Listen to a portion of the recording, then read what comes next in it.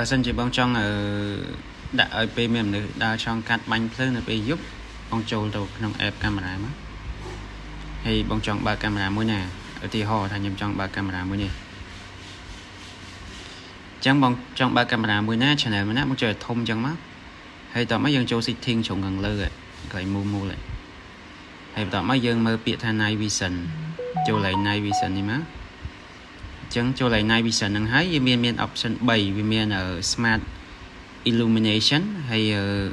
white light illumination ហើយនិង IR illumination អាហ្នឹងគឺ smart មានន័យថា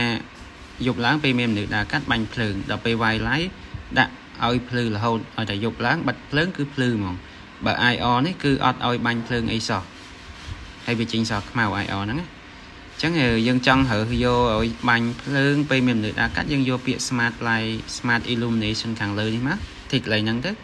អញ្ចឹងកាមេរ៉ាហ្នឹងពេលមានមនុស្សដើរកាត់នឹងបាញ់ភ្លើងឯងអញ្ចឹងតកតងជាមួយនឹងការកំណត់ឲ្យបាញ់ភ្លើងគឺមានប៉ុណ្ណឹងទេអរគុណ